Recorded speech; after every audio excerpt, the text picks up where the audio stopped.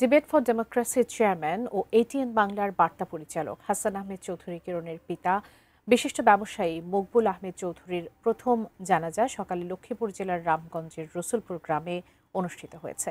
আজ বাদ এশা মোহাম্মদপুর সলিমুল্লাহ রোডস্থ ঈদগাহ মাঠে দ্বিতীয় জানাজা অনুষ্ঠিত হবে। এরপর তাকে মোহাম্মদপুরের ঈদগাহ মাঠস্থ কবরস্থানে দাফন করা হবে। এর আগে আজ আসর থেকে এশার আগ পর্যন্ত ঢাকার মোহাম্মদপুরের শেরশাহ সুরি রোডে সর্বজনের শ্রদ্ধা নিবেদনের জন্য তার মরদেহ রাখা হবে। গতকাল বিকেলে হৃদরোগে আক্রান্ত হয়ে রাজধানীর একটি হাসপাতালে তিনি মৃত্যুবরণ করেন। ইন্নালিল্লাহি ওয়া ইন্না ইলাইহি রাজিউন। মৃত্যুকালে তার বয়স হয়েছিল ৮৫ বছর। মৃত্যুকালে তিনি স্ত্রী, ২ পুত্র, ১ মেয়ে, পুত্রবধূ, নাতি সহ অসংখ্য গুণগ্রাহী রেখে গেছেন।